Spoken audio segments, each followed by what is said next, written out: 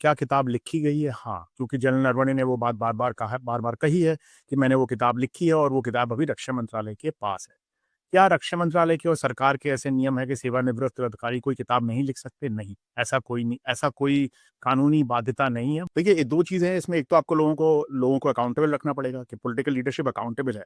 अगर उन्होंने सही निर्णय नहीं लिए और अगर वो निर्णय लेने से भाग रहे थे, तो उनकी अकाउंटेबिलिटी बनती है, उनकी ज़िम्मेदारी बनती है, उनको इसका जवाब देना चाहिए। भई एक एक लोकतांत्रिक सरकार है, हम कोई पाकिस्तान तो है नहीं कि जनरल आसिम मुनीर ने डिसाइड कर लिया और हो गया। भई ऑपरेशन सिंदूर तो पिछले साल ही हुआ है, 6-8 महीने जी, हुए हैं ऑपरेशन सिंदूर। और ऑपरेशन सिंदूर पे कितनी किताबें आ फ़िल्में गई बन गई। और बहुत सा उन्होंने लिखी हैं और खुलेआम आर्मी चीफ उसका विमोचन करते हैं, सीडीएस उनका विमोचन करते हैं। तो बेसिकली ये है कि अगर आप हमारी तारीफ़ करेंगे, प्रोपेगेंडा करेंगे, पीआर करेंगे, अगर यही किताब शायद ये कह रही होती कि मोदी जी बहुत महान हैं और वो बहुत डायनामिक हैं और बोल्ड हैं और उन्होंने चीन को पटक दिया और सबक सिखा दिया, तो शायद ये किताब का विमोचन एनएसए डोवल या सीडीएस चौहान या कोई इस तरह के लोग कर रहे होते और इसकी वाह-वाही कर रहे होते। तो गोपनीयता का कोई सवाल नहीं है साहब। और वो पाकिस्तान आपके हवाई जहाज़ गिरा रहा है। आप पाकिस्तान के 2 सो कॉल्ड जितने भी नौ टेरर कैंप मार रहे हैं। आपने उनका एक हथियार नहीं गिराया, आपने उनकी सेना पे हमला नहीं किया। उसके बाद भी आप सुबह जाके उनको बोलते हैं कि चलो, चलो अब बात खत्म हो गई, अब सीज़ फायर कर दो। भाई आपके लड़ाकू हवाई जहाज़ गिर रहे हैं और उनका आपने एक भी सेना का कुछ नहीं, कोई चोट नहीं पहुँचाई है। हमने आखिरी बार टैंक कब मारे हैं? 1971 में मारे हैं पाकिस्तान के टैंक। जो ये उस स्तर का एस्केलेशन होता, उस स्तर का प्रोवोकेशन होता अगर जैसा कि जनरल जोशी बोल रहे थे जनरल नरवणे को कि आप आदेश दीजिए और हम मीडियम आर्टरी खोल देते हैं। तो वो कितना बड़ा प्रोवोकेशन होता और उसका क्या नतीजा होता उसके बाद।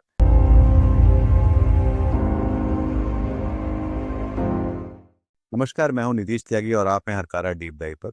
और आज हम लोग बात कर रहे हैं देश में जो सबसे बड़ा मुद्दा जिसके बारे में बातचीत हर जगह चल रही है, संसद से लेकर सड़क तक। और उसके लिए हमारे साथ हैं सुशांत सिंह साहब, जो जर्नलिस्ट हैं कैरेवन के साथ और येल विश्वविद्यालय अमेरिका में पढ़ाते हैं। आज हम लोग बात कर रहे हैं जनरल नरवाने की उस किताब के बारे में जो उन्होंने भारत-चीन के रिश्तों के बारे में लिखी है। और उसको लेकर काफ़ी गहमा-गहमी है संसद में भी, जहाँ पे राहुल गांधी को उसके बारे में बोलने नहीं दिया गया और मीडिया में भी और बाकी जगहों पे। ये आर्टिकल सुशांत सिंह ने कैरावन में लिखा, जो कि बहुत साहस का काम समझा जा रहा है हम पत्रकारिता के बिरादरी के बीच में। तो सुशांत, इसको अगर शुरू करें तो पहली बात तो ये है कि ये लेख में जो जो बुनियादी सवाल जो हर किसी के मन में उठता है कि ये किताब प्रकाशित हुई है या अभी नहीं हुई है? क्योंकि उसको लेकर जो फौजी लोग जब लिखते हैं तो शायद एक ये होता है कि उनको परमिशन एक एक लेना पड़ता है अपने मंत्रालय से या सरकार से। तो वो शायद अभी तक उसको मिली नहीं है, पर वो किताब फिर भी प्रकाश में आ गई है। उसके तो पीडीएफ अब हम देख रहे हैं कि यहाँ-वहाँ सब तरफ घूम रहे हैं।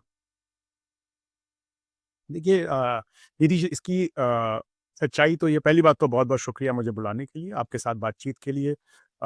नीतीश देखिए इसमें 2-3 चीज़ें हैं। पहली चीज़ है कि क्या किताब लिखी गई है? हाँ, क्योंकि जनरल नरवणे ने वो बात बार-बार कही है कि मैंने वो किताब लिखी है और वो किताब अभी रक्षा मंत्रालय के पास है।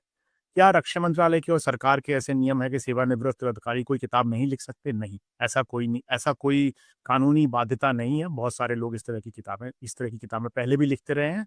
पर ये बात सच है कि अगर आप जो गोपनीय चीज़ों की जानकारी जिनकी आपको थी, अगर आप उनके बारे में बात कर रहे हैं, तो सरकार वो पूछ सकती है कि गोपनीय चीज़ों के बारे में क्या क्या जानकारी थी।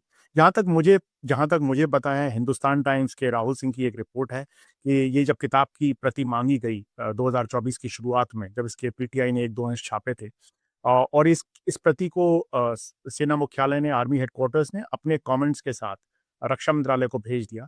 रक्षा मंत्रालय तब से उसके ऊपर बैठी हुई है। ना उन्होंने उस किताब को बैन किया है, ना उन्होंने उस किताब का सैंक्शन दिया है। जनरल नरवणे ने अपने हर इंटरव्यू में यही कहा है कि ये तो अभी पब्लिशर और डिफेंस मिनिस्ट्री के बीच की बात है, रक्षा मंत्रालय और प्रकाशक के बीच की बात है। मेरा इससे अभी कोई लेना-देना नहीं। तो सरकार ने तो इसको अधर में लटका रखा है, ना सरकार ने इस पर रोक लगाई है, ना सरकार ने कोई अप्रूवल दिया है, पर किताब जैसा कि आपने कहा इसकी पीडीएफ अब जब हमारी ये जो कहानी आ गई कैरावान में, उसके बाद इसके पीडीएफ हर जगह चल रहे हैं। तो मैं तो यही कहूँगा कि किताब पब्लिश हुई है पर रिलीज़ नहीं। हुँ। तो ये जो किताब राहुल गांधी भी जो लेकर घूम रहे थे, तो वो क्या थी फिर वो? वो एक प्री वही मैंने कहा ना, किताब पब्लिश हुई है, इसका तो अमेज़न पे और फ्लिपकार्ट पर और हर जगह ऑर्डर लिए गए। पीटीआई ने इसके एक्सट्रैक्ट चलाए, तो किताब तो बिल्कुल आने वाली थी। और उस वक़्त कई 2-3 किताबों के साथ ऐसा हुआ, जनरल एनसी विज जो कि पूर्व सेना अध्यक्ष हैं, उनकी भी एक मेमोइर आने वाली थी, उस पर भी ऐसा ही कुछ हुआ था, जिस क्योंकि उन्होंने उस वक़्त की भाजपा सरकार की बुराई की थी कारगिल को लेकर और 2001 को लेकर और काफ़ी कड़े कठोर शब्दों में बुराई की थी। 2001 के ऑपरेशन पराक्रम पार्लियामेंट अटैक के बाद जो हुआ था उसके लिए उसको लेकर। उनकी किताब पर भी कुछ 1 साल का 1 साल की देर लगी और उसके बाद उनकी किताब आ पाई। उस वक़्त पर चुनाव के पहले का माहौल था, 2024 के चुनाव जिसमें कि भाजपा की सिर्फ 240 सीटें आई मोदी जी की। उस चुनाव से पहले के माहौल में शायद इनको डर था कि ये बातें उनको नुकसान पहुँचा सकती हैं, तो इसलिए शायद इस किताब को उस वक़्त रोक दिया गया हुँ, और उसके बाद इसके कोई निर्णय नहीं लिया गया और लोगों ने इसके बारे में बात नहीं की, फिर पाकिस्तान वगैरह हो गया। हुँ। पर तो यही स्थिति है उस किताब की। उसमें आपने नहीं हाँ, और नीतीश एक चीज़ और जोड़ूँगा कि ये कहानी लिखने से पहले मैंने प्रकाशक को, रक्षा मंत्रालय को और जनरल नरवणे को काफ़ी लंबी ईमेल डाली थी बहुत सारे प्रश्नों के साथ क्योंकि मैं चाहता था कि वो क्या अपडेट है वो मुझे दे सकें, तो जिससे कि मेरी स्टोरी फैक्चुअल और करेक्ट रह सके। पर उनमें से किसी का भी ना प्रकाशक का, ना रक्षा मंत्रालय का, ना जनरल नरवणे का उन ईमेल्स का कोई रिप्लाई नहीं आया, जिससे कि मुझे नहीं पता कि उसकी आज की डेट में करंट स्थिति क्या है, अभी क्या स्थिति है उसकी। हुँ। इसमें जो जो सबसे महत्वपूर्ण मुद्दा है जिसको लेकर जो कि एक तरह से अब एक नारे और तंज में बदल गया है कि जो उचित लगता है वो करो।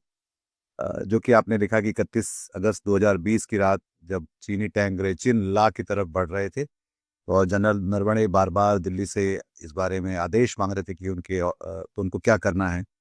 तो रक्षा मंत्री राजनाथ सिंह ने प्रधानमंत्री से बात करने के बाद किताब के मुताबिक कहा कि जो उचित समझो वो करो। तो ये किस तरह की इसकी गंभीरता क्या है? क्योंकि ज़ाहिर तौर पे एक जनरल या एक जो सेनाध्यक्ष है वो खुद तो फैसला नहीं कर सकता किसी देश पर हमला करने का, तो वो उनको जो मैंडेट चाहिए होता है, वो साफ मैंडेट ना देकर ये क्या बताता है हमारे राजनीतिक नेतृत्व के बारे नीतीश में? आपको भी पता है कि ये क्या बताता है हमारे राजनीतिक नेतृत्व के बारे में, कि जो निर्णय राजनीतिक नेतृत्व को लेना चाहिए और जो कठिन समय है, जब कठिन निर्णय लेने का समय है, जब मुश्किल समय है, आप अपने निर्णय को अपने किसी जूनियर के ऊपर थोप रहे हैं, किसी और के ऊपर डाल रहे हैं। जैसा कि जनरल नरवणे ने अपनी किताब में कहा है कि एक हॉट पोटैटो था, गरम आलू था जो कि मेरे हाथ में दे दिया गया, जबकि ये गरम आलू तो प्रधानमंत्री को झेलना चाहिए था, ये तो कैबिनेट कमिटी ऑन सिक्योरिटी को झेलना चाहिए था। ये गरम आलू उनके हाथ में डालने का मतलब था कि आप अपनी तरफ से भाग रहे हैं। जी, जो सच्चाई है और जो टफ सिचुएशन है, आप उस पे निर्णय नहीं ले रहे हैं। देखिए, जैसा कि आपने कहा युद्ध ना करना या ऐसा कोई भी कदम उठाना जिससे कि युद्ध का खतरा होता है, वो निर्णय सिर्फ राजनीतिक निर्णय हो सकता है। युद्ध कैसे एग्ज़ीक्यूट किया जाएगा, वो कैसे लड़ा जाएगा, इसके बारे में सेना सोच सकती है, अलग तरह के ऑप्शन दे सकती है। पर युद्ध पर जाने और ख़ास तौर पर जबकि आपने पहले कहा हुआ है सेना अध्यक्ष को कि आप गोली नहीं खोलेंगे जब तक कि आपको यस ना मिले from right at the top. Right at the top is only the prime minister. बिल्कुल। तो अगर आपने ये कहा हुआ है और उसके बाद फिर जब वो पूछ रहे हैं आपसे कि साहब हम चलाएँ आर्टिलरी, खोल दें मीडियम आर्टिलरी चीनी टैंक के ऊपर, तो आप कह रहे हैं आपको जो उचित लगता है वो कीजिए। वो भी आप नहीं कह रहे हैं, हुँ, वो भी आप रक्षा मंत्री के थ्रू बता रहे हैं अपने सेना अध्यक्ष को। जी, ये भी नहीं है कि प्रधानमंत्री ने खुद सेना अध्यक्ष को कॉल किया हो। मेरा इसमें समस्या 2 तौर पर है। एक तो समस्या ये है कि जो ये किया वो सरासर किसी भी लोकतांत्रिक उसके लिए, किसी भी राजनीतिक शीर्ष नेतृत्व के लिए शर्म की बात है। जी, ये चुल्लू भर डूब मरने की बात है। कोई और मजबूत देश होता, कोई और खुली सोसाइटी होती, साहस वाली समाज होता, तो वो शायद इस पर प्रधानमंत्री को परखच्चों डालता कि ये क्या किस तरह का आपका बिहेवियर है, किस तरह का आप आपकी हरकत है। दूसरी मेरी समस्या इस पर ये है कि आप देखिए जब पाकिस्तान के साथ ऑपरेशन सिंदूर होता है, उससे पहले एक तरह का पूरा प्रपंच गढ़ा जाता है, एक तरह का पूरा मिथक गढ़ा जाता है कि मैं तो सेना अध्यक्ष से भी बात कर रहा हूँ और मैं तो ये भी कह रहा हूँ और मैं तो बड़े साफ ऑर्डर पास कर रहा हूँ और मैंने ये बोल दिया और 2019 में तो मैंने वायुसेना अध्यक्ष को बोल दिया कि आप हवाई जहाज को बादलों के बीच से लेके जाइए क्योंकि पाकिस्तानी रडार काम नहीं करेंगे। एक तरफ तो आप इस तरह का मिथक गढ़ते हैं अपने बारे में कि हम तो बिल्कुल बहुत डिटेल में और बहुत क्लियर ऑर्डर पास करते हैं और बताते हैं। पर सच्चाई तो ये है कि जब कठिन वक़्त आता है, जब मुश्किल निर्णय लेने का समय आता है, आप तो भाग जा रहे हैं वहाँ से। बिल्कुल। आप तो अपनी समस्या दूसरे को दे रहे हैं। तीसरी इसमें जो चीज़ है वो समझने वाली बात ये है कि जनरल नरवणे की किताब में भी है और जो मैंने अपनी स्टोरी में भी लिखा है। वो ये है कि देखिए, न जनरल नरवणे वहाँ बैठ के सोच रहे हैं कि भारत की अर्थव्यवस्था की क्या हालत है, कोविड में क्या हो रहा है, कि क्या अमेरिका हमारे साथ खड़ा होगा, क्या पाकिस्तान अपनी सेना मोबिलाइज़ कर देगा जिसकी वजह से पॉल्यूशन हो जाएगा, हम समस्या में आ जाएँगे, क्या हमारी जो वेपन्स और एम्यूनिशन की सप्लाई चेन है, जो कि मेनली रूस और बाकी मुल्कों से है, क्या वो चलती रहेंगी क्योंकि कोविड चल रहा है वगैरह-वगैरह।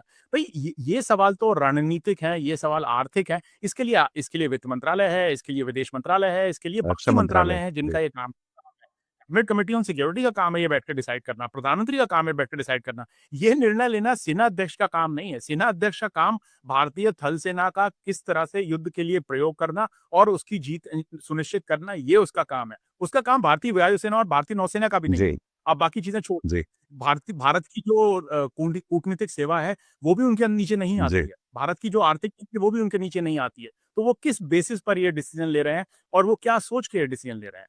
ये डिसीजन तो साफ तौर पर और सिर्फ प्रधानमंत्री ही ले सकते थे, जो कि उन्होंने नहीं लिया। बिल्कुल, मुझे लगता है कि बहुत डरी हुई प्रतिक्रिया उन्होंने जताई और जैसे कि जंगल में कभी जाओ तो जैसे रोशनी पड़ती है ना, खरगोश क्यों ठिठक के रह जाता है कि उसको समझ नहीं आया कि क्या करना है ऐसे में। कि इस तरह का ये हाँ। लगा और ये रेचिन ला वाला जो मामला था ये शायद उतना सामने भी नहीं आया जब वो मामला आया गलवान के बारे में जब वो बाद में हमारे कई सारे सैनिक मारे गए, जिसके बारे में भी उस किताब में काफ़ी विस्तार से ये किया। पर इसके पहले जो रेचिन ला का ही जो पूरा घटनाक्रम था सुशांत वो आपके हिसाब क्योंकि आप ज़्यादा समझते भी हैं इस बात को, तो उसमें क्या-क्या जो उसकी जो नज़ाकत थी वो क्या थी और वो क्यों इतना महत्वपूर्ण था? देखिए, नज़ाकत तो यही है निधीश, जैसा कि आपने पढ़ा भी है और आपको समझ भी है इस बात की कि जो जो खोलने की बात हो रही थी मीडियम आर्टिलरी और वो चीनी टैंक्स पर खोलने की बात हो रही थी। देखिए, टैंक पर आर्टिलरी खोलना तो बहुत बड़ी बात है। फील्ड में उस अब मीडियम आर्टिलरी के ऊपर हम 155 गन की बात कर रहे हैं, चाहे बोफोर्स हो, M777 हो या कोई भी LNT वाली गन हो। वो तो उसके ऊपर तो सेना के पास कुछ और है नहीं ज़मीन पर खोलने के लिए। उसके बाद तो आप रॉकेट फायर करेंगे या आप हवाई जहाज़ों को लाएँगे, लड़ाकू जहाज़ों को लाएँगे। तो वहाँ पर आप मीडियम आर्टिलरी वो भी चीनी टैंक्स के ऊपर। जी। देखिए साहब मैं चेक कर रहा था चीन ने आखिरी बार टैंक कब खोए हैं किसी युद्ध में? 1979 में वियतनाम के साथ खोए। हमने आखिरी बार टैंक कब मारे हैं? 1971 में मारे हैं पाकिस्तान के टैंक। वो ये उस स्तर का एस्केलेशन होता, उस स्तर का प्रोवोकेशन होता अगर जैसा कि जनरल जोशी बोल रहे थे जनरल नरवणे को कि आप आदेश दीजिए और हम मीडियम आर्टिलरी खोल देते हैं। तो वो कितना बड़ा प्रोवोकेशन होता और उसका क्या नतीजा होता उसके बाद, ये सोचने वाली बात है। और ये तो सिर्फ़ जनरल नरवणे का डिसीजन है, उन्होंने कहा कि मैं नहीं करना चाहता था। मुझे लगता है कि शायद 5 और ऐसे जनरल होंगे जो कहेंगे कि मैं खोल हुँ, देता हूँ। मैं आर्टरी खोल देता हूँ। जनरली क्या होता है कि अगर आप फौजी हैं और अगर फौजी कमांडर हैं, तो आप बोल्ड डिसीजन मेकिंग में बिलीव करते हैं। आप बिलीव करते हैं कि आप एग्रेसिवली बिहेव करेंगे और बहुत बोल्डली बिहेव करेंगे। हाइली पॉसिबल है कि अगर आप सेनाध्यक्ष पर ये निर्णय छोड़ रहे हैं, तो वो गोली चलाने का निर्णय दे सकता है कि भई आप आर्टलरी खोल दीजिए चीनी टैंकों के ऊपर और उसके बाद जो हश्र होता, उसके बाद जिस तरह की लड़ाई होती, उसके बाद जिस तरह का युद्ध होता वो शायद भारत के लिए बहुत अच्छा नहीं होता। तो और ये तो किस्मत वाली बात है। होने को ये भी हो सकता था कि चीनी चीनी टैंक वापस नहीं जाते और रुक नहीं जाते और चलते रहते। जी, फिर भी आपको खोल सकता था। जी, तो ये तो अभी हम हाइंडसाइट में बोल रहे हैं, बहुत सालों के बाद ये कह पा रहे हैं कि सब ठीक हो गया। जी। उस वक़्त तो किसी को नहीं पता था कि क्या ठीक हो रहा है कि क्या ठीक नहीं हो रहा उसमें ये भी दावा है कि 2020 में जो भारत का जो ऑपरेशन चीन के खिलाफ जो था एक सोची-समझी प्लान्ड जवाबी कार्रवाई थी जिसमें चीनी टैंक और सैनिकों को आगे बढ़ता देखकर हड़बड़ी में किया गया एक रिएक्शन था ये।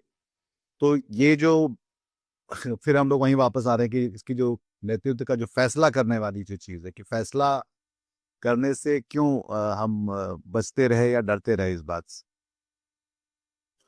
देखिए निधीश, मुझे ये लगता है कि जो अगस्त का जो ऑपरेशन हुआ जो कैलाश रेंज पर और नॉर्थ बैंक और साउथ बैंक पे पेंगोंग सो का, उसके बारे में एक तरह की कहानी गढ़ी गई और हम सब ने मुझे भी, आपको भी और बहुत सारे लोगों को ये लगा कि भारत के राजनीतिक और सैन्य नेतृत्व ने एक बहुत बोल्ड डिसीजन लिया चीन के ऊपर वापस दबाव बनाने के लिए और चीन ने कुछ नहीं किया था, हम अपने आप उठे, हमने वो दिन चूज़ किया और हम जाकर उन पहाड़ियों पर बैठ गए।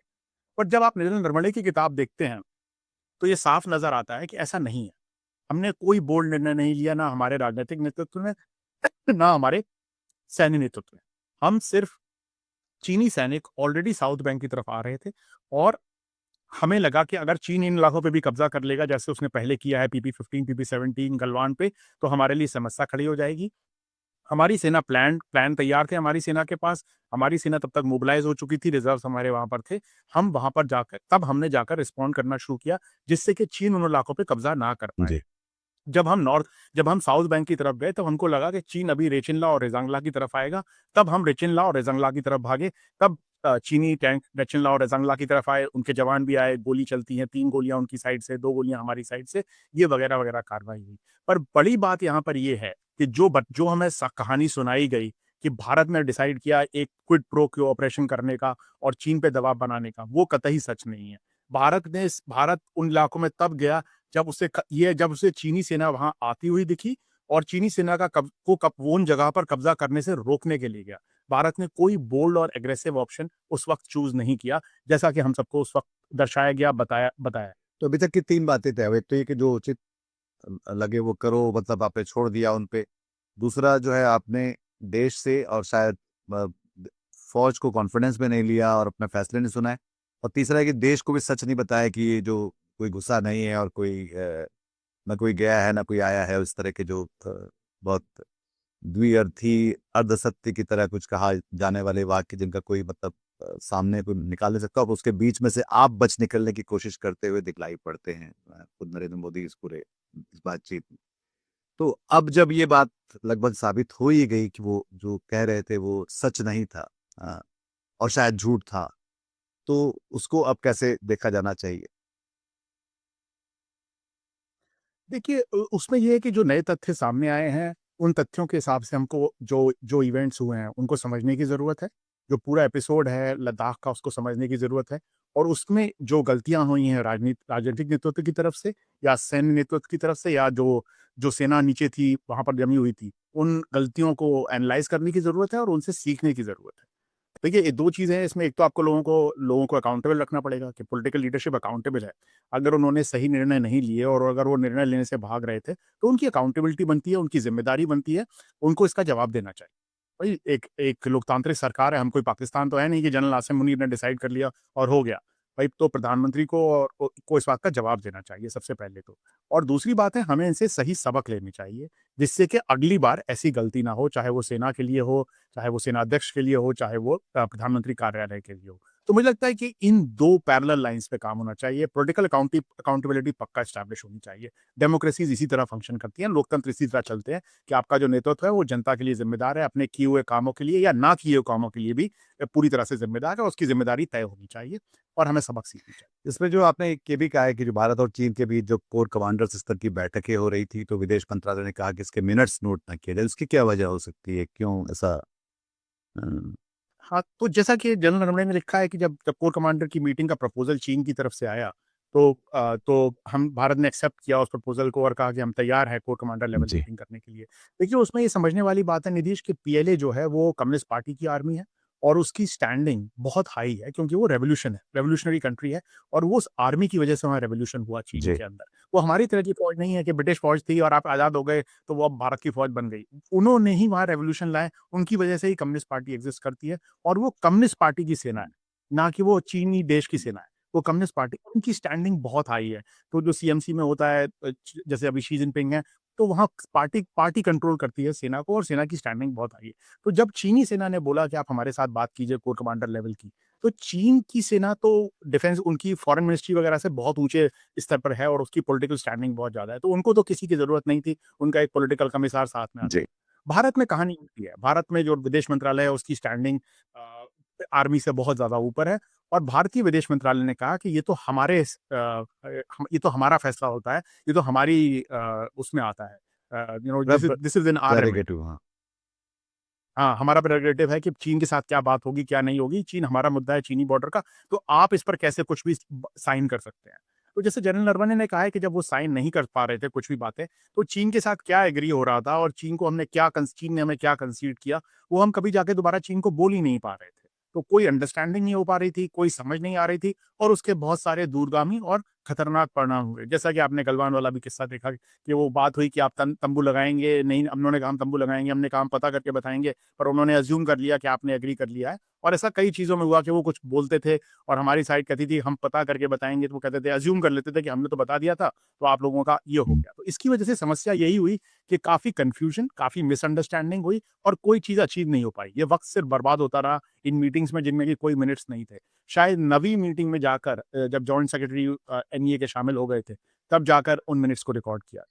इस दौरान जो पूरा जो नरवणे साहब जो लिख रहे हैं उसके और उसके पहले से भी जो चीन के साथ हमारा एक रिश्ता रहा है, तनाव बनते रहे हैं।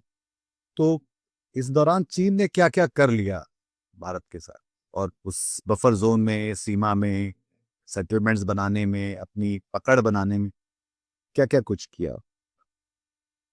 नहीं देखिए, एक तो चीन चीन की सेना जो इलाके भारत के कब्ज़े में थे उनमें उनमें चीन की सेना घुसकर आई। जैसा कि आपने कहा कि मोदी जी ने जो 19 जून 2020 को कहा वो सच नहीं था। चीन की सेना उन इलाकों में घुस के आई और पर जब हमने डिसएंगेजमेंट किया और दोनों सेनाएँ पीछे गईं 5-5 किलोमीटर जो बफर ज़ोन जी, का आप ज़िक्र कर जी। रहे हैं, वो बफर ज़ोन 2 अलग रेफरेंस लाइन से बनाए गए। हुँ, तो ये नहीं हुआ कि भारत ने कहा कि ये हमारी ये एलएसी है, आप इससे 5 किलोमीटर पीछे जाइए या हमारी लाइन इससे 5 किलोमीटर पीछे जाइए। ये हुआ कि चीन तो हमारे इलाके में घुस आया, चीन जहाँ तक घुस आया हमारे इलाके में, उससे वो 5 किलोमीटर पीछे चला गया और हम जहाँ पर पहुँचे थे उनको चीन को रोकने के लिए, हम वहाँ से 5 किलोमीटर पीछे चले गए। तो एक तो बफर ज़ोन बनाए गए, हम इन बफर ज़ोन में पेट्रोल नहीं कर पा रहे हैं। दूसरा हमने चीन की रेफरेंस लाइन को एक्सेप्ट कर लिया। हुँ। हमने एक तरह से फॉर्मली एक्सेप्ट कर लिया कि चीन का ये दावा है कि भई यहाँ तक उनका इलाका है। तभी तो आप वो रेफरेंस लाइन मान रहे जी। हैं। अदरवाइज़ तो आप वो रेफरेंस लाइन नहीं मानेंगे। तो इन चीज़ों के दूरगामी परिणाम हैं जो ख़ास तौर पर जब आप सीमा के बारे में बात करते हैं, तो एक तो बफर ज़ोन का तो ये बहुत बड़ी समस्या है और इसके बारे में कोई जानकारी नहीं दी गई। जब जयशंकर साहब ने जब इसके बारे में 2024 दिसंबर में संसद में बयान दिया, तो उन्होंने इसका बहुत घुमा-फिरा कर 4-5 वाक्यों में बफर ज़ोन ना बोलना पड़े, steps of temporary measure have been मतलब कि कैसे भी मैं ये ना बोलूँ कि बफर ज़ोन जिनमें मैं नहीं जा पा रहा हूँ, वो हमारी सेना नहीं जा पा रही है, जहाँ पर वो पहले जा पा रही थी 2020 में, ये ना बोलना पड़े। पर मैं झूठ भी बोलता ना दिखाऊँ तो मतलब मैं सिर्फ़ घुमा-फिरा के मतलब लफ़्ज़ी बना के छोड़ दी उस बात को उन्होंने, जो कि उनका ट्रैक रिकॉर्ड है कि जहाँ काम की बात आती है, वो कुछ नहीं करते हैं। जैसा कि आपने देखा एनईए का मिनट्स का भी देखा आपने। सिर्फ़ बहुत आप बड़बोलापन है और मतलब ऊँची बातें करनी है और अपने ही देश के लोगों को बेवकूफ़ बनाना है, बस यही उनका मतलब उनकी कार्यशैली है। उनका कोई ट्रैक रिकॉर्ड तो आपने देखा ही है विदेश मंत्रालय में कितना खराब रहा है उनका पिछले 6 1 साल के अंदर। तो एक तो बफर ज़ोन की वजह से ये समस्या हुई कि आपने फ्यूचर के लिए कुछ कंसीड कर दिया, नई रेफरेंस लाइन ड्रॉ कर दी और कुछ इलाके जहाँ पर हम पेट्रोल कर पा रहे थे, वो अब हम पेट्रोल नहीं कर पा रहे हैं। तो जैसा कि हम बात करते हैं कि जो 2020 की यथास्थिति थी, स्टेटस क्वो एंटे जो था वो हम रिस्टोर नहीं कर पाए। स्टेटस क्वो एंटे रिस्टोर नहीं हो पाया और उस दौरान चीन ने बहुत ज़्यादा इंफ्रास्ट्रक्चर बना लिया वहाँ पर अपने अपने सड़कें बना ली, रहने की जगह बना ली और चीन क्योंकि चीन की ज़मीन वहाँ पर समतल है, चीन का इलाका बहुत आसान है, चीन के पास बनाने की कैपेसिटी ज़्यादा है, हमसे बहुत बड़ी इकोनॉमी है। तो चीन उस वक़्त में जिस वक़्त में हमने भी कुछ बनाया है, पर चीन का हमसे जो बनाया है चीन ने, वो बहुत कई ज़्यादा गुना है ज़्यादा है। हमसे और ये शी ने द इकोनॉमिस्ट में दिसंबर में लिखी भी है, जब उनको भारतीय सेना ने या भारतीय सरकार ने ईस्टर्न लद्दाख के लिए आमंत्रित किया। देखिए साहब भारतीय पत्रकारों को नहीं बुलाते हैं, विदेशी पत्रकारों को लेके जा रहे हैं ईस्टर्न लद्दाख में और वहाँ दिखा रहे हैं क्योंकि शायद वो चलाएँ और उन्होंने तो लिखा है कि चीन का इंफ्रास्ट्रक्चर शायद बनाने की जो गति है वो हमसे 4 गुना ज़्यादा है जी, और जो चीन का इंफ्रास्ट्रक्चर है वो हमसे 10 गुना ज़्यादा है। जी। तो ये स्थिति है। लद्दाख के लोग भी ये बात कहते हैं कि वहाँ घुसपैठ हुई है साफ-साफ और वो उन जगहों पे अब नहीं जा पा रहे जहाँ पे आमतौर पर वो अपनी मवेशी या बाकी लोगों को वो ले जा सकते थे। अ, इसको जो पूरी मतलब 2 साल से इस पे बैठा हुए रहने का जो गोपनीयता की जो बात है, उसमें क्या मतलब अ, क्या इसी चीज़ से बचने के लिए ये उसको किताब को रोका हुआ है या इसमें और भी कुछ है? मुझे ल देखिए उसमें है किताब में तो बहुत सारी चीज़ें हैं, उनके मेमोइर हैं, तो उसमें अग्निपथ की पूरी कहानी भी है। ये अग्निपथ के दौरान कैसे उनके ऊपर वो थोपा गया और वो बिल्कुल वो और उनके जो दोनों बाकी नौसेना के और वायुसेना के अध्यक्ष थे, वो बिल्कुल तैयार नहीं थे जिस तरह की स्कीम थी। वो स्कीम किस तरह से आई उस पर काफ़ी बात है। भूटान के बारे में बात है कि चीन कैसे भूटान के अंदर आ रहा है और भारत की जो सिलीगुड़ी कॉरिडोर है, उसके ऊपर परेशान कर रहा है और कैसे वो बार-बार भूटान जाना पड़ रहा था उन लोगों को बात करने के लिए भारतीय सेना अध्यक्ष को, विदेश मंत्री को और राष्ट्रीय सुरक्षा सलाहकार को। तो इस तरह की कई कई और जानकारियाँ भी उस किताब के अंदर हैं जो कि शायद राजनीतिक नेतृत्व को पसंद नहीं आएँगी और उनके लिए बहुत अच्छी नहीं है। पर इस तरह की किताब का होना ज़रूरी है। और जहाँ तक गोपनीयता की बात है साहब, देखिए ऑपरेशन सिंदूर तो पिछले साल ही हुआ है, 6-8 महीने जी, हुए हैं ऑपरेशन सिंदूर। और ऑपरेशन सिंदूर पे कितनी किताबें आ फ़िल्में गई बन गई। और बहुत सा उन्होंने लिखी हैं और खुलेआम आर्मी चीफ उसका विमोचन करते हैं, सीडीएस उनका विमोचन करते हैं। तो बेसिकली ये है कि अगर आप हमारी तारीफ़ करेंगे, प्रोपेगेंडा करेंगे, पीआर करेंगे, अगर यही किताब शायद ये कह रही होती कि मोदी जी बहुत महान हैं और वो बहुत डायनामिक हैं और बोल्ड हैं और उन्होंने चीन को पटक दिया और सबक सिखा दिया, तो शायद ये किताब का विमोचन एनएसए डोवल या सीडीएस चौहान या कोई इस तरह के लोग कर रहे होते और इसकी वाहवाही कर रहे होते। तो गोपनीयता का कोई सवाल नहीं है साहब। वो अब सिंदूर में गोपनीयता कहाँ चली जाती है? या पाकिस्तान के साथ बाकी जब आपके आपके मतलब बिल्कुल प्रोपेगेंडिस्ट पीआर कैंपेन का जो लोग हिस्सा बनने को तैयार हैं, तो आप तो बिल्कुल कोई कोई ऑपरेशनल गोपनीयता की बात नहीं करते हैं। गोपनीयता की बात सिर्फ़ आप तब करते हैं जब आपके लिए वो एक राजनैतिक एम्बैरेसमेंट है और आपके लिए एक राजनैतिक मुश्किल पेश करता है। इसलिए शायद नरवणे साहब की किताब इसलिए भी बहुत महत्वपूर्ण है क्योंकि वो एक उन अफ़सरों में से नहीं दिखलाई पड़ते हैं, जो सिविल सर्विस में या बाकी जगहों पे जो प्लाएबल एक हैं कि भई जो चलता है सो चलने दो और बाकी साहब को मतलब साहब से उनके हिसाब से जो वो कह रहे हैं वो करो। पर इस किताब से 2-3 जो बातें साफ-साफ ज़ाहिर होती है, एक तो ये वो लाल आँख और चीन को दिखा देने वाली बात अब मोदी जी के लगभग जो है साफ-साफ हो गई है। जो कोई गुस्सा नहीं है और ये सब बातें भी साफ झूठ की तरह दिखलाई पड़ती हैं। ये भी दिखलाई पड़ता है किस तरह से उन्होंने न सिर्फ़ सीमा के साथ जो है एक तरह से डील बरती, ज़िम्मेदारी से भागे। उन्होंने बहुत सारे फ़ौजियों को भी एक तरह से खतरे में डाला उनकी ज़िंदगियों को क्योंकि एक जगह वो कहते हैं जहाँ पर ये गलवान से पहले कि वो एक ह्यूमन वेव की तरह चीन के सैनिक आ रहे थे और उसको नहीं, अगस्त है निधि, ये बहुत ज़रूरी बात है और आपके दर्शकों को ये पता होना चाहिए कि अगस्त के दौरान ही जब भारत रेचिनला और रेज़ांगला में भारत की पैदल सेना की टुकड़ी इन्फेंट्री जब वहाँ डिप्लॉय होती है, तो चीन की सेना ह्यूमन वेव्स में आना शुरू कर देती है और तब तक भारत की थल सेना को गोली चलाने की अनुमति नहीं दी जा रही है, कहा कि ये प्रोटोकॉल है। जी, और जनरल नरवणे अपनी किताब में लिखते हैं कि हम बार-बार कह रहे थे कि भई हमको गोली चलाने की अनुमति दी जाए, अदरवाइज़ जैसा कि गलवान में 15 जून को जो होता है, उसके बाद बुराई हुई थी भारतीय सेना की कि आपने गोली क्यों नहीं चलाई जब आपके सैनिक जी। मर रहे थे। तो हम दोबारा ऐसी स्थिति नहीं चाहते हैं कि अगर वो हम पर हमला करें और ज़मीन पर हटाने की और हम गोली ना चलाएँ, क्योंकि फिर हमारी बहुत बुराई होगी। सरकार ये मानने को तैयार नहीं थी कि आप चीनी जो आक्रामक चीनी सैनिक आपके ऊपर आपकी ज़मीन पर कब्ज़ा करने आ रहे हैं, आप उनके ऊपर गोली चलाएँगे। जनरल नरवणे लिखते हैं कि बहुत मुश्किल से सरकार तैयार होती है और वो कहते हैं जैसे ही सरकार तैयार हुई, मैंने उसी वक़्त अपने एडीजीएमओ को बोला कि आप इसी वक़्त जनरल जोशी को बोल दीजिए कि एग्री कर गए हैं, कहीं ये मुकर ना जाएँ इस बात से पीछे। इतनी कठिन स्थिति थी और जब वो एग्री भी करते हैं, तो 3 या 4 बहुत स्ट्रिक्ट लिमिटेशन लगाते हैं कि सिर्फ सेल्फ डिफेंस में फायर करेंगे, मिनिमम अमाउंट फायर करेंगे, कोई और टुकड़ी फायर नहीं करेगी। इतनी ज़्यादा लिमिटेशन है कि बिल्कुल ऐसा ऐसा प्रतीत होता है कि जैसे कि सिर्फ पुलिस हवाई फायर कर रही हो, उस तरह की बात है कि आप गलती से भी किसी चीनी को चोट ना लग हुँ, जाए। मतलब आप ऐसी बात ना कर दें, गलती से कोई चीनी सैनिक को चोट ना लग जाए, पर आप हम पर बहुत ज़्यादा बोल रहे हैं कि गोली चलाने दीजिए, तो हम आपको गोली चलाने की अनुमति दे रहे हैं, पर इसका कोई इफ़ेक्ट नहीं होना हुँ, चाहिए। इतनी ज़्यादा लिमिटेशंस के साथ और ये जैसा कि आपने कहा ये वो सरकार है, ये उस सरकार का प्रोपेगेंडा और प्रपंच है कि देखिए हमने तो आप खुली छूट दे दी। हुँ, बहुत से लोग कह रहे हैं कि आप जो उचित समझो वो करो तो खुली छूट है। तो भाई खुली छूट आप हथियार चलाने पे खुली छूट नहीं दे रहे हैं और आप टैंक को उड़ाने के लिए खुली छूट हुँ, दे रहे हैं। ये तो मतलब बिल्कुल। एक अलग ही डाय मतलब मेरे ख्याल से ये ये आपकी इस किताब को पढ़ के या इसके बारे में जो पढ़ा उसमें समझ में ये आता है कि सेनाध्यक्ष जो है वो किस मोर्चे पे लड़े। वो सेना के मोर्चे पे या सीमा के मोर्चे पे लड़े या इस नेगोशिएशन में लड़े जो अपनी सरकार के साथ वो लड़ रहा था जो दिखलाई पड़ता है। और उसमें जो कि अच्छी बात ये हुई कि ल लगभग ये बहुत भाग्यशाली तरीके से लगभग चीज़ें जो है बहुत ज़्यादा एस्केलेट नहीं हुई। पर ये जो नहीं उसमें हमारी रक्षा नीति नीतीश नीतीश उसमें एक और चीज़ मैं माफ़ी चाहता जी, जी। हूँ टोकने के लिए आपको। उसमें एक और चीज़ है कि जो सेना के साथ जो राजनीतिक नेतृत्व के साथ उनका जो उस वक़्त जो उनकी बातचीत चल रही है या जो उनका जैसे आपने कहा बहस चल रही है या जो वो डिमांड कर रहे हैं, नेगोशिएट कर रहे हैं। उसके अलावा वो सेना के बारे में भी उनके विचार हैं, ऐसा जी। नहीं है। वो कहते हैं कि जो सेना की टुकड़ियाँ नीचे थीं, सेना की फ़ॉर्मेशंस थीं, वो 1 बार, 2 बार चीन के साथ हाथापाई होने के बाद लड़ाई होने के बाद भी तैयार नहीं हुँ, थी। वो साफ तौर पर कहते जी। हैं। वो कहते हैं कि जो फ़ॉर्मेशन है 14 कोर लद्दाख की, वो कम्युनिकेट ठीक से नहीं कर रही थी, वो इन्फॉर्मेशन को दबा रही थी, वहाँ पर बहुत सारी समस्याएँ थी। वो ये भी कहते हैं कि हम टैक्टिकली सरप्राइज़ हुए लद्दाख में।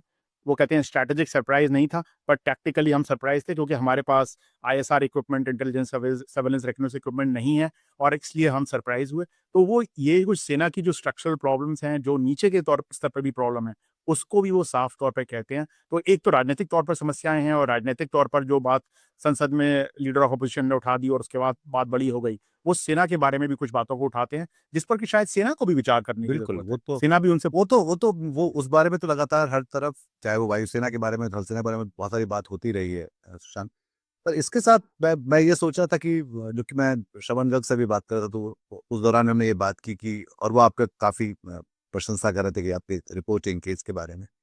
तो ये कि जब पाकिस्तान के समय भी हमने उनसे कहा कि हम आपके मिलिट्री इंस्टॉलेशंस पे अटैक नहीं करेंगे और हम आपके सिर्फ आतंकवादी उस पे करेंगे, तो आप आराम से रहिए, मतलब हम आपको। तो ये इस तरह की लड़ाई जब सिंदूर के समय में भी देखा जाए तो मतलब हमने बहुत जो जिसको बोलते हैं ना कि जो तराजू में जो मतलब अलग से उसको हम ईमानदारी से लड़ाई भी इतनी कर पा रहे थे दरअसल हम पाकिस्तान के साथ भी, जब हम चीन के बारे में जैसे हम बात कर रहे हैं उस पर। नहीं, ये बात आपकी सही है कि जो पाकिस्तान के साथ हुआ उसमें आप पहली रात को आपके कुछ हवाई जहाज़ तो गिरते ही हैं, जितने भी नंबर हों, 5 हों, 6 हों, जो भी आप नंबर मानें। जी। और आपने तो छी और वो आपके अपने यू नो अब इस इलाके में गिरते हैं। और वो पाकिस्तान आपके हवाई जहाज़ गिरा रहा है। आप पाकिस्तान के 2 सो कॉल्ड जितने भी 9 टेरर कैंप मार रहे हैं। आपने उनका एक हथियार नहीं गिराया, आपने उनकी सेना पे हमला नहीं किया। उसके बाद भी आप सुबह जाके उनको बोलते हैं कि चलो, चलो अब बात खत्म हो गई, अब सीज़ फायर कर दो। भाई आपके लड़ाकू हवाई जहाज़ गिर रहे हैं और उनका आपने एक भी सेना का कुछ नहीं, कोई चोट नहीं पहुँचाई है। वो आपकी ज़मीन पर आपके हवाई जहाज़ों को गिरा रहा है और फिर भी आप सीज़ फायर कर रहे हैं। तो जो आप कह रहे हैं वो बिल्कुल ठीक है कि पाकिस्तान के साथ भी दिखावे की कोशिश ज़्यादा है और जो कि इस पूरे प्रकरण में चीन के साथ जो है, वो भी ये दिखता है कि दिखावे की कोशिश बहुत ज़्यादा है। ये दिखाने की कोशिश है कि मैं बहुत ताकतवर, बहुत मज़बूत, बहुत बोल्ड, बहुत डायनामिक हूँ। जबकि सच्चाई जब आप देखते हैं तो वो एक एक बिल्कुल गुब्बारे की तरह है कि वो सच्चाई का एक पिंग जो लगता है, तो गुब्बारे की सारी हवा निकल जाती है एकदम। मैं आखिरी सवाल सुशांत इस बारे में ये पूछना चाहता हूँ कि ये जो मेरे ख्याल से जो खबरें देश देख रहा है, बाकी लोग बात कर रहे हैं, पीडीएफ व्हाट्सएप में घूम रहे हैं, तो फौज के लोग भी इसको देख पढ़ रहे हैं, तो उनके मनोबल पे, उनके उस पर क्या गुजरती होगी जब इस जब वो देखते पढ़ते इस बारे में बात करते होंगे तो? देखिए फ़ौज में आई एम श्योर कि फ़ौज के अंदर लोगों को इसके बारे में ऑलरेडी काफ़ी जानकारी होगी, उनको पता होगा कि राजनीतिक नेतृत्व ने किस तरह से बिहेव किया, ख़ास तौर पर ऊँचे स्तर पर। अब वो इस बारे में मुझे लगता है कि इसके इस इन खबरों के छपने से फ़ौज को फ़ायदा होगा। फ़ौज इस पर एक तरह से अवलोकन कर पाएगी, इस तरह इसको समझ पाएगी, इससे सही लेसन ड्रॉ कर पाएगी और ये बात जब पब्लिक में आती है तो आगे के लिए आर्मी चीफ्स वगैरह जो सीनियर लीडरशिप है, उनको भी पता होगा कि किस तरह से राजनीतिक नेतृत्व बिहेव कर सकता है। और मुझे लगता है कि शायद राजनीतिक नेतृत्व को भी दबाव बनेगा कि वो अगली बार इस तरह से मैदान छोड़कर ना भागें और वो सामना करें मुश्किल चीज़ों का। तो सेना के मनोबल पर तो मुझे नहीं लगता कि इसका असर पड़ेगा। सेना का मनोबल उनकी ट्रेनिंग से, उनके ऑर्गनाइज़ेशन से, उनकी लीडरशिप पे डिपेंड करता है। सेना का मनोबल मीडिया की रिपोर्टिंग से पर तो बिल्कुल डिपेंड नहीं करता है।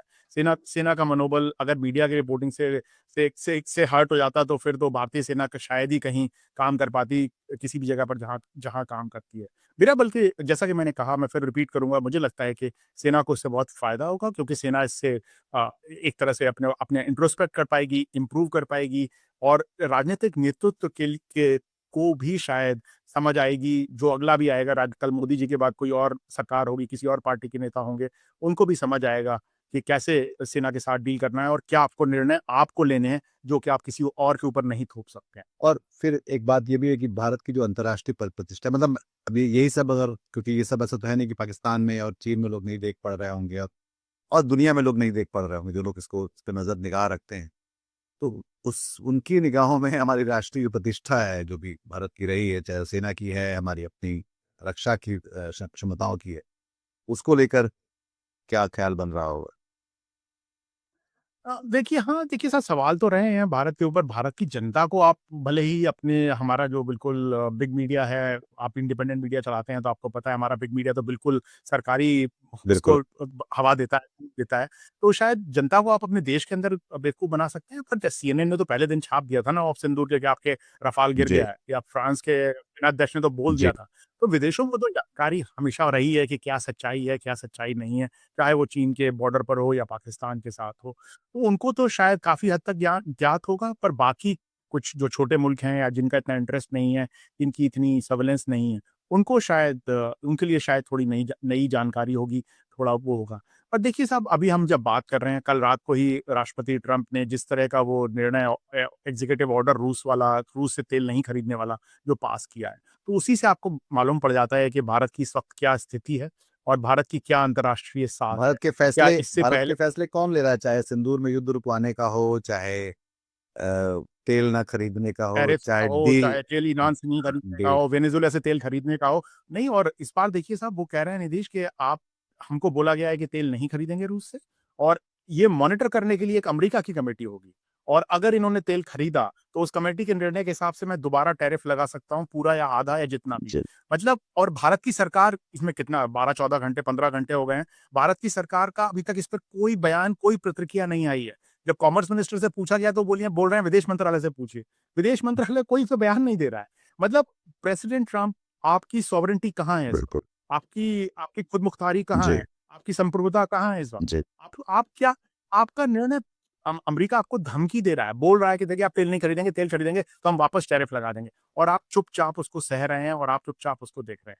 बड़ी विचित्र स्थिति है निधीश। देश के अंदर लोगों को गुमराह किया गया है कि भारत बहुत मजबूत स्थिति में है और विश्व गुरु बन गया है और विश्व मित्र बन गया है। पर जब आप बाहर से देखते हैं और जब आप सच्चाई देखते हैं, तो वो बिल्कुल उसके विपरीत है कि पिछले 12 साल का जो जो नुकसान हुआ है भारत को, उन नुकसान का खामियाजा अब हमारे पास उसका बिल आ जैसे लोग कहते हुँ, हैं कि खाने का बिल थोड़ी देर बाद ही आता हुँ। है मेज़ पर, तो वो खाने का बिल अब मेज़ पर आ रहा है और वो बिल बहुत अच्छा नहीं है। इसमें एक और बात जो ये थी कि चीन के साथ जैसे कि इस किताब की रोशनी में और आपने जो रिपोर्टिंग की उसके बाद में चीन को लेकर हम फिर से वापस अपना बाज़ार भी खोल रहे हैं और पीछे वो आरएसएस के हेडक्वार्टर में उनके लोग मिलने पर शिष्टमंडल उनका मिलने आया हुआ था। और तो एक तरह से जैसे डोनाल्ड ट्रम्प के सामने लगभग हम एक तरह से काफ़ी झुके हुए दिखलाई पड़ते हैं और छोटे होते हुए दिखलाई पड़ते हैं। कभी ये बराबर की दोस्ती की दावे करते थे, पर अब साफ दिखता है कि डोनाल्ड ट्रम्प शायद 100वीं बार बोलने वाले हैं या बोल चुके हैं कि ये जो जंग है मैंने रुकवाई थी। तो क्या चीन के सामने भी भारत अब जो है वो झुका हुआ और छोटा होता हुआ दिखलाई पड़ रहा है? हाँ, शायद सुनने में ये बुरा लगे, पर ये सच है कि चीन के मुकाबले भारत का जो कद है वो काफ़ी छोटा हुआ है। जैसा कि आपने देखा, डोनाल्ड ट्रंप ने कहा कि भई G2 है, अमेरिका और चीन बराबरी के हैं, वो चीन जाना चाहते हैं, वो चीन से जिस तरह की बात करते हैं, चीन के ऊपर जिस तरह के, जब चीन रूस से तेल खरीदता है और अभी भी खरीद रहा है, चीन के ऊपर कोई टैरिफ नहीं लगता है, चीन के ऊपर कुछ नहीं होता है, भारत के ऊपर सब कुछ होता है। और जिस तरह से हम चीन से सामान खरीदना चाहते हैं, चीन को वीज़ा देना चाहते हैं, चीन से पैसा लाना चाहते हैं, ये तो साफ तौर पर है कि हमारे पास, हमारे सामने मोदी जी के राज में चीन के सामने खड़े होने की हिम्मत नहीं है, और हम बिल्कुल किसी भी कीमत पर और शायद चीन की शर्तों पर चीन के साथ दोस्ती करने को तैयार है। तो ये बहुत बड़ा फ़र्क है, और उसका फ़र्क का सबसे बड़ा कारण है कि चीन हमारे मुकाबले बहुत ज़्यादा पावरफुल, बहुत ज़्यादा बड़ा हुआ है, और ये जो गैप है भारत और चीन के बीच में, वो 2014 के बाद और ज़्यादा बढ़ा है, और ज़्यादा बढ़ा हुआ है। चाहे वो टेक्नोलॉजिकल लेवल पर हो, चाहे वो इकोनॉमिकल लेवल पर हो, इंडस्ट्रियल लेवल पर हो, जियोपॉलिटिकल लेवल पर हो। जब हम अपने लोगों को यहाँ पर लोगों के बाबा के नेम बोर्ड हटवाने के लिए हमारे यूथ को भेज रहे हैं, वहाँ वो यूथ को जीनियस प्लान के अंदर एआई के लिए ट्रेन कर रहे हैं। हमारे यहाँ लोगों को बोला जा रहा है कि आप मस्जिदों के सामने जाके नाचिए और चर्चों पर आप गोबर फेंकिए, और वहाँ पर लोग एआई और ईवी और इस पर बात कर रहे हैं। तो ये तो जिस तरह के रास्ते मुल्क चुनते हैं, मुल्कों की सरकारें चुनती हैं, उसके नतीजे होते हैं। तो जिस तरह के रास्ते हमारी सरकार ने चुने हैं पिछले 1 दशक में, 12 साल में, उसके नतीजे हमें दिख रहे हैं। तो 3 महाशक्तियाँ हैं अगर हम मान लें कि रूस को भी एक छोटी अब छोटी महाशक्ति माने, बड़ी उतनी बड़ी तो नहीं रही जैसे पहले कभी रही थी। तो अब जो है अमेरिका, चीन और रूस, तो रूस के साथ अब हमारे रिश्ते जो है वो बाय डिमांड अब कर्टेल होने लगेंगे अमेरिका के कारण। अमेरिका तो ख़ैर फिर धौंस जमा ही रहा है और वो हम अभी देख रहे हैं कि किस तरह से वो जो टैरिफ का भी जो मामला है वो किस तरह से भी प्ले आउट करेगा उसको लेकर। और तीसरा चीन के साथ जो है, तो भारत अ, अंत में इन सारे सालों के बीच क्या एकदम अकेला पड़ता जा रहा है? अकेला तो मैं नहीं कहूँगा। देखिए, भारत की अभी भी संबंध तो है रूस के साथ। रूस के साथ आप हथियार खरीद रहे हैं और रूस से बाकी चीज़ें खरीद रहे हैं।